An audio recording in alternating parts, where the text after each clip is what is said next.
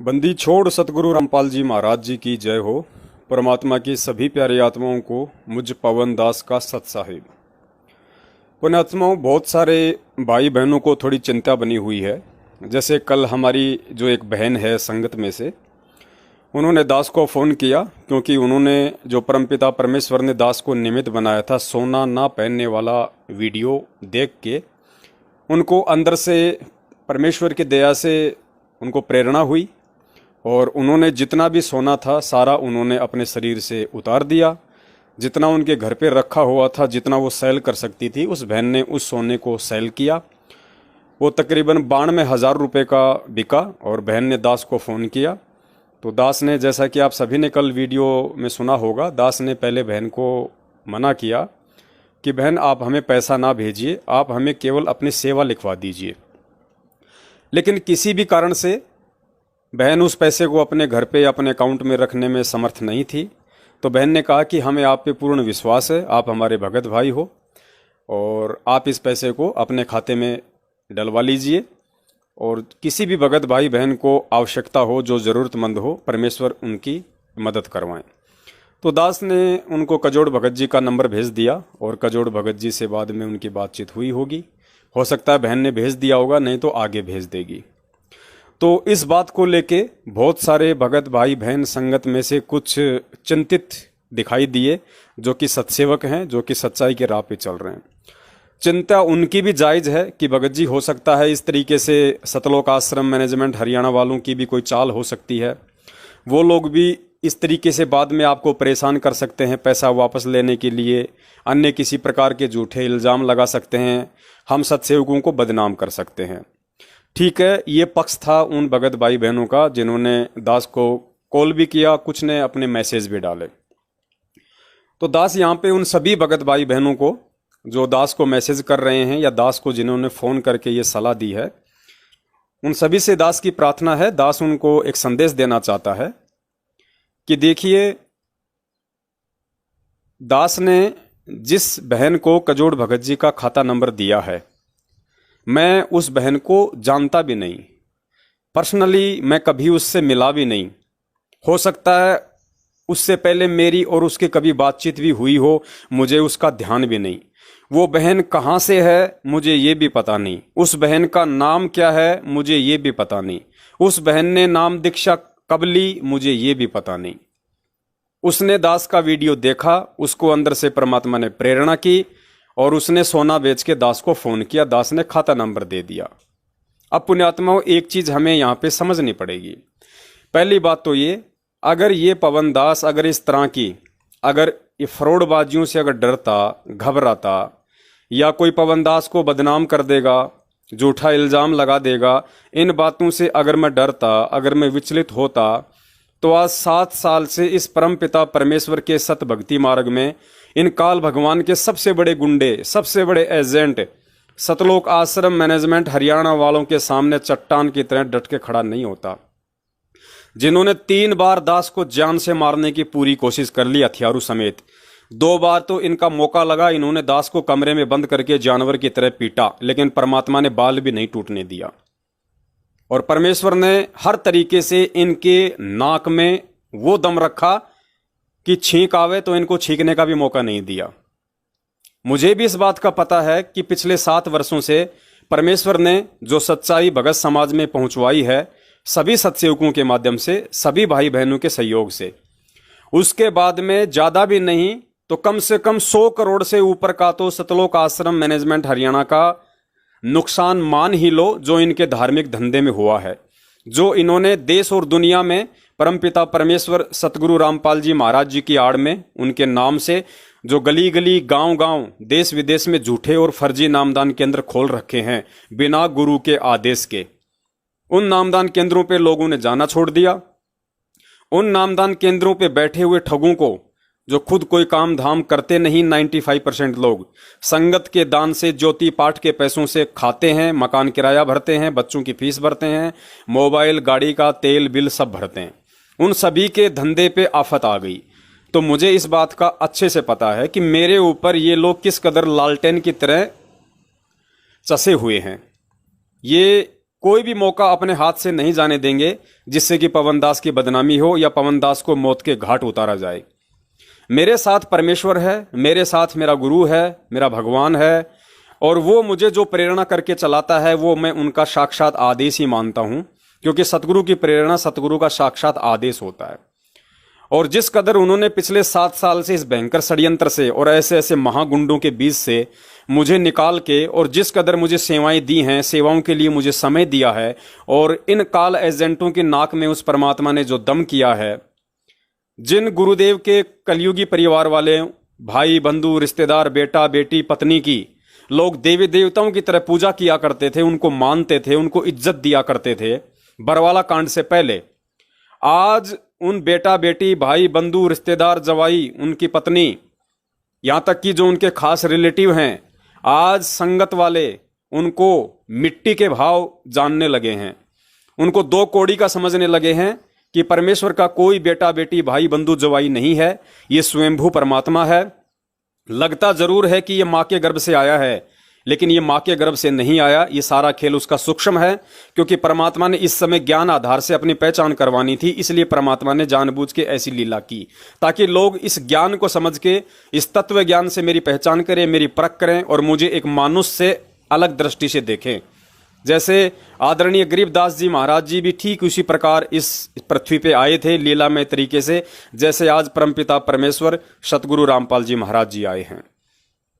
गरीबदास जी महाराज जी भी ठीक इसी प्रकार रानी माता के गर्भ से आने की उन्होंने सूक्ष्म रूप में लीला की, दुनिया को लगा कि ये माँ के पेट से आए हैं। ठीक इसी प्रकार आज संत रामपाल जी महाराज जी इंद्रो माई के गर्भ से आने की लीला की सूक्ष्म रूप में, लेकिन वो गर्भ से नहीं आता। गरीबदास जी महाराज जी के पिताजी का नाम बलराम जी, माता का नाम रानी था।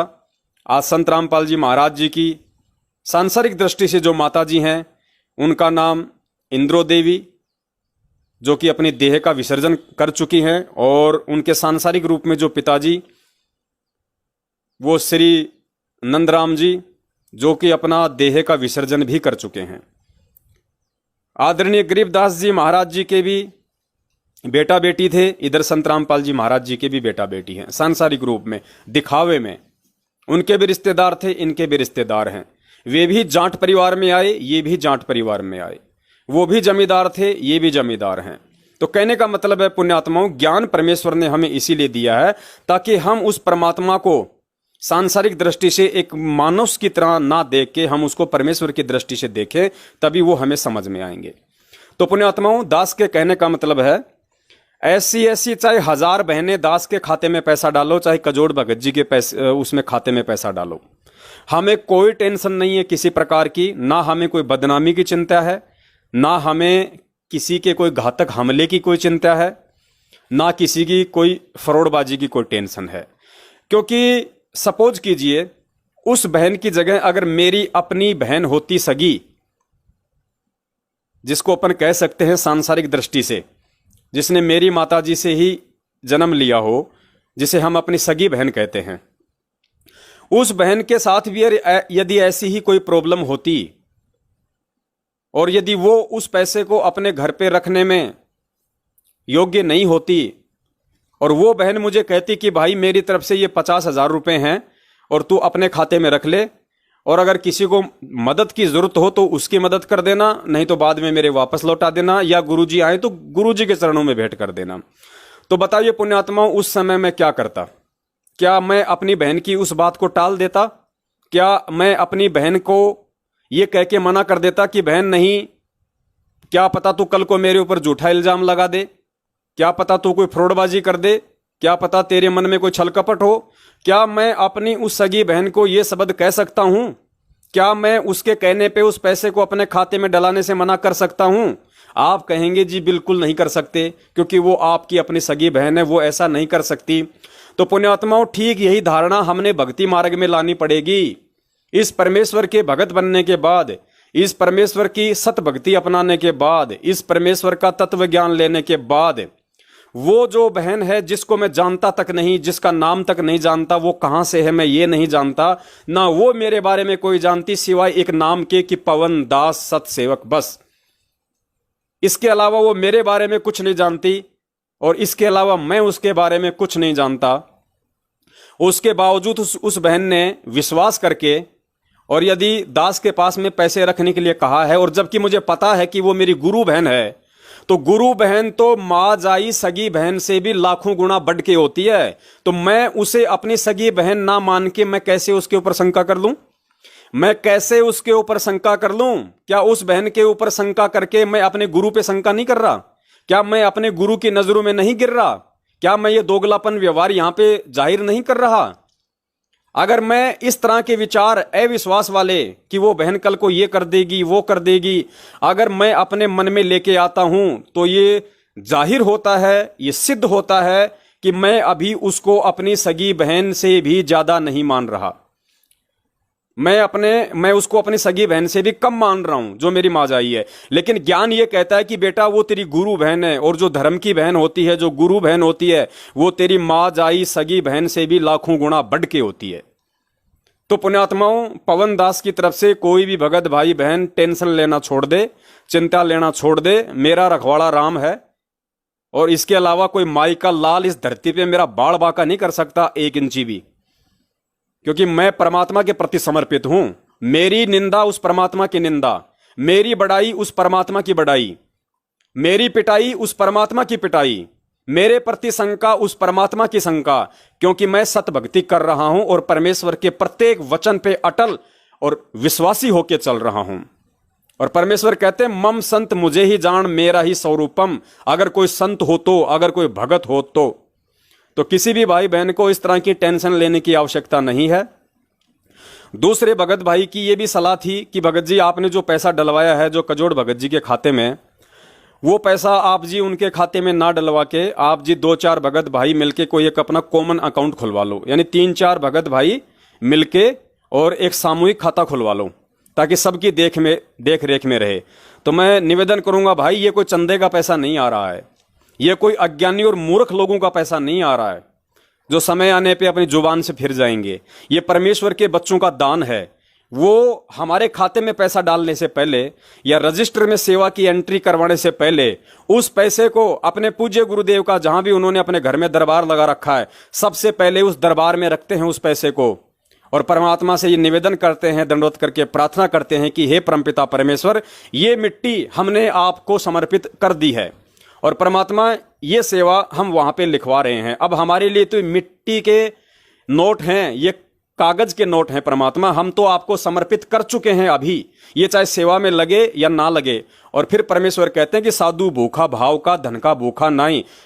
इतना संकल्प करते ही भले वो कागज के नोट आपके घर में रखें, लेकिन आपका दान आपके गुरु के चरणों में पहुंच गया अगर आपने संकल्प कर लिया तो 4-5 भक्तों का सामूहिक अकाउंट खुलवाने की हमें कोई आवश्यकता नहीं है, क्योंकि मैं यदि कजोड़ भगत जी पे शक करूं या कजोड़ भगत जी मुझ पे शक करें, या मैं मधु बहन पे शक करूं या मधु बहन मुझ पे शक करे, तो धिक्कार है फिर हमारा ये भक्ति करने का, धिक्कार है फिर हमारा भगत होने का, हमारी ये सेवा करने का। और 4 भक्तों का अगर हमने अकाउंट खुलवा लिया, कल को उनमें से यदि एक भगत यदि काल प्रेरित हो गया, किसी कारण से मैनेजमेंट ने उसको तोड़ लिया, अपनी तरफ मिला लिया, और यदि वो खाता हम चारों ने मिलकर खुलवा रखा और उस खाते में यदि 20 लाख रुपए हैं, तो कल को तो वो पैसा हमारा निकल ही नहीं पाएगा, क्योंकि काल ने एक भगत को अपने झांसे में फंसा लिया, वो तो मैनेजमेंट की तरफ वो चला गया। या और किसी बात को लेके यदि उसके अंदर मनमुटाव हो गया और वो यदि वहां जाके साइन नहीं करेगा, तो फिर वो पैसा तो सारा भक्तों का यूजलेस जाएगा, वो तो जिंदगी में कभी निकल ही नहीं पाएगा। तो भगत जी दास केवल उस हिसाब से चलेगा जिस हिसाब से इस तुच्छ बुद्धि पवन दास को सतगुरुदेव जी चलाएंगे। उसके अलावा चाहे सभी दास से चाहे दूर हो जाओ, चाहे सभी दास के दुश्मन बन जाओ, चाहे सभी दास के बैरी हो जाओ, ये मार्ग परमात्मा का उस समय भी चल रहा था जिस समय ये मैनेजमेंट नहीं था, और ये मार्ग उस परमात्मा का उस समय भी चल रहा था और चल भी रहा है जिस समय ये मैनेजमेंट काल का दूत हो गया। ये मार्ग परमात्मा का उस समय भी चल रहा था जिस समय संजय सच्चाई के साथ था, और ये मार्ग परमात्मा का आज भी चल रहा है जिस समय वो गुरुद्रोही हो गया। ये मार्ग परमात्मा का उस समय भी चल रहा था जिस समय मुझ पवन दास के साथ में रामचंद्र और ये करण दास जैसे कुछ लोग सत्सेवकों का झूठा नाटक करके आए थे जुड़ने के लिए, और ये मार्ग आज भी उसी तरीके से चल रहा है जब वो लोग यहां से वापस मनमुखी होकर निकल गए। ये मार्ग परमात्मा का उस समय भी चलेगा जब ये पवन दास आज उसकी सेवा में लगा हुआ है। ये मार्ग उस समय भी परमात्मा का निर्बाध रूप से चलेगा जब ये पवन दास भी किसी कारण से अगर हट गया तो। ये मार्ग परमात्मा का बिना कजोड़ दास के भी चलेगा, ये मार्ग परमात्मा का बिना मधु बहन के भी चलेगा। लेकिन हमारी सेवा का फायदा केवल इतना है कि हम अपने कर्म बना सकते हैं, कि परमेश्वर ने हमें मौका दिया है विश्वासी बनने का, सेवा करने का। हम अपने कर्म बना रहे हैं इस बहाने। और हम किसी भी भाई बहन पे अगर मैनेजमेंट वाला भी अगर छल कपट करके अगर हमारे खाते में पैसे डालने की कोशिश करता है तो पहली बात तो परमात्मा ऐसा होने नहीं देंगे। क्योंकि आप चाहे कितनी नौटंकी कर लो, चाहे कितने ही नाटकबाज बन जाओ, आप कितने ही रोते हुए दास को फोन करो, अगर परमात्मा अंदर से प्रेरणा करेगा तो ही आपकी सेवा होगी, तो ही आपकी बात मानी जाएगी। अन्यथा ये निष्पक्ष होकर चलने का मार्ग है। इस मार्ग में जिसने पक्षपात किया वो गधे की योनि में जाएगा। तो दास को परमात्मा उसके बात करते करते ही ऑटोमेटिक ये प्रेरणा कर देगा कि बेटा इसके दुख भरे आंसू हैं या इसके ये मगरमच्छ वाले आंसू हैं। ऑन द स्पॉट दास उसको मना कर देगा, चाहे कोई जी हो। फिर भी यदि किसी ने ऐसा छल कपट किया तो हमारे ऊपर उसका कोई असर नहीं होगा। कल को ये यदि वो बोलेगा कि भगत जी मेरे 1 लाख रुपए मुझे वापस दे दो, बिल्कुल, भले ही उसका पैसा सेवा में लग चुका हो, फिर भी उसको 1 लाख रुपए परमात्मा वापस दिलवा देंगे। क्योंकि जब किसी और को जरूरत थी तो उसने दे दिए। आज अगर वो अपने मन में दोष पैदा करके अपने पैसे वापस रख रहा है तो हमारी नजर में आज उसको पैसे की जरूरत है, तो हम उसको 1 लाख रुपया तुरंत निकाल के देंगे वहां पे तुरंत, जो हमारे पास में होगा भगत भाई बहनों का। क्योंकि ये सत का मार्ग है। फिर अपने कर्म वो भोगेगा, अपने कर्म वो भोगेगा, उसका फिर हमें कोई दोष नहीं है। क्योंकि देखने वाला सतगुरु है, अंतर्यामी परमात्मा है, जिसका कैमरा ना गुफा में कभी अंधा होता, ना रात के अंधेरे में कभी अंधा होता। वो हमेशा विजिबल होता है। वो गुफा में भी देख लेता है, जहां इंसान की सोच नहीं पहुंचती वहां भी उस परमात्मा का कैमरा पहुंच जाता है। वो अंतर्यामी है, 24 घंटे उसका कैमरा चलता है, उसकी लाइट कभी नहीं जाती है, उसको इन्वर्टर की जरूरत नहीं पड़ती है। वो सबके कर्म देख रहा है, वो सबके कर्मों से परिचित है। और जो व्यक्ति सत्कर्मी है उसके साथ वो 24 घंटे साईं की तरह रहेगा, जैसे दास के साथ में है, जैसे सच्चे सत्सेवकों के साथ में है। तो किसी भी भाई बहन को घबराने की जरूरत नहीं है। और आने वाले समय में तो दास आपको थोड़ा सा आपको हिंट दे देता है। परमेश्वर दास को ऐसी भी प्रेरणा कर रहे हैं कि हमारी कुछ माता बहनें ऐसी हैं जो बहुत ज़्यादा मतलब वृद्ध हैं, जो शहरों में रहती हैं, उनके बच्चे विदेशों में रहते हैं, माता पिता की बिल्कुल भी देखभाल नहीं करते हैं। उस बहन ने नाम ले लिया, बेटा बेटी उसकी देख रेख नहीं करते, बहू उसको ताने मारती है। दास के पास में ऐसी बहुत सारी बहनों के रोते हुए फोन आते हैं। वास्तव में वो असमर्थ हैं, असहाय हैं, वो खुद कुछ काम धाम भी नहीं कर सकती, उनको अलग थलग बेटा बहू ने डाल रखा है, और वो भगत हैं। तो परमेश्वर आने वाले समय में हमारी उन माता बहनों के लिए भी एक ऐसा कोई आश्रम छोटा सा परमात्मा खुलवाएंगे एक जगह। जब परमात्मा दास पे दया करेंगे, दास अपने पुरुषार्थ से, दास अपनी कमाई से 2 या 4-5 लाख रुपए का दास के ऊपर जो भगत भाई बहनों का एक कर्जा है, और मंद बुद्धि में वो भगत भाई बहन दास को बेवजह जो परेशान करते हैं, इसलिए दास थोड़ा सा अपने हिसाब से अभी रह रहा है, भगत समाज के सामने नहीं आ रहा। जैसे ही परमेश्वर दया करेंगे, साल 6 महीने में यदि वो पैसा मैं उनका उतार पाया अपनी मेहनत करके, उसके बाद दास सार्वजनिक रूप से परमेश्वर दया करेंगे, कहीं भी किसी भी भगत भाई बहन को परमात्मा निमित्त बना देंगे। उसके खेत में, उसकी जमीन पे, बीघा में 2 बीघा में एक छोटा सा हम एक झोपड़ी डालेंगे। ज्यादा खर्चा नहीं करेंगे मैनेजमेंट वालों की तरह, हम लोहे की चदरें डाल लेंगे, अपना सिंपल तरीके से काम करेंगे। उन माता बहनों को वहां पे उनके बेटा बेटियों से बाकायदा एग्रीमेंट करवा के लिखवा के लेके आएंगे कि आज से तेरी कोई जिम्मेदारी नहीं है, अगर ये मर भी गई तो इसका दाह संस्कार हम लोग अपने हिसाब से करेंगे, तेरे को आने की भी जरूरत नहीं है, ना तेरे को सूचित किया जाएगा। तो उन माता बहनों को दास वहां पे लेके आएगा, और सेवा के लिए भी सत्सेवक भाई बहन होंगे, हमारी माता बहनें होंगी। अगर परमेश्वर ने दया की तो जैसी परमात्मा प्रेरणा कर रहे हैं, जब तक गुरुदेव नहीं आ जाते हैं, तो आने वाले समय में तो वो भी सिस्टम शुरू होगा। जबकि ये सिस्टम तो सतलोक आश्रम मैनेजमेंट हरियाणा ने शुरू कर देना चाहिए था, अब तक कर देना चाहिए था। क्योंकि सतलोक आश्रम बरवाला में भी काफी ऐसे असहाय माता बहनें और वृद्ध वहीं पे परमानेंट रह के अपनी भक्ति करते थे, जिनको बाल बच्चों ने छोड़ रखा था। वो कहाँ जाएंगे उस परमात्मा के अलावा? दुनिया में कौन है उनका सहारा? और परमात्मा उनका सहारा बनने के लिए किसी न किसी को तो निमित्त बनाएगा, माध्यम बनाएगा। इन्होंने जो ये देश दुनिया में जो हजारों की संख्या में फर्जी नामदान केंद्र खोल दिए हैं, ये 20, 30, 40 इन्होंने बड़े बड़े आश्रम खोल दिए हैं लोगों को ठगने के लिए ज्योति पाठ के नाम पे। इन नालायकों को एक ऐसा आश्रम भी इनको बनाना चाहिए था, जबकि इनके पास तो संगत का ठगा हुआ करोड़ों अरबों खरबों में दान है। ये सेवा तो इनको आज से पहले ही शुरू कर देनी चाहिए थी, ताकि उन आत्माओं की जो है उन माता बहनों की आत्मा कितनी संतुष्ट होती, कितनी शांति में होती, बैठ के वो अपनी भक्ति करती, परमात्मा का लाख लाख वो धन्यवाद करती। लेकिन इन्होंने ऐसा नहीं किया, क्योंकि इनका मकसद तो इस परमात्मा के बाग को उजाड़ना है, इस परमात्मा के फलते फूलते इस बगीचे को तहस नहस करना है। तो ये नहीं करेंगे, वो परमेश्वर अपने सत्सेवकों के माध्यम से करवाएंगे। आने वाले समय में परमेश्वर दया करेंगे, भगत समाज की मदद से, परमेश्वर के आशीर्वाद से। आने वाले समय में यदि उस मालिक ने दया की तो आने वाले समय में एक छोटा सा परमेश्वर के नाम पे एक आश्रम भी होगा, जिसमें हमारी वृद्ध माता बहनें होंगी जो अपनी भक्ति करेंगी। उनकी सेवा के लिए वहां पे हमारे भाई बहन होंगे, और हर महीने परमात्मा साध संगति का वहां पे प्रोग्राम भी रखवाएंगे। तो दास की ये अंतिम प्रार्थना है, कोई भी भगत भाई बहन किसी भी क्रिया पे चिंतित ना हो। दास अपनी तरफ से करे तो 100 गलतियां हो सकती हैं, लेकिन दास को परमात्मा प्रेरणा करके चलाता है, सतगुरुदेव जी प्रेरणा करके चलाते हैं, इसलिए गलतियां होना नामुमकिन है। तो निश्चिंत रहें आप लोग। सत साहिब बंदी छोड़ सतगुरु रामपाल जी महाराज की जय हो। सत साहिब।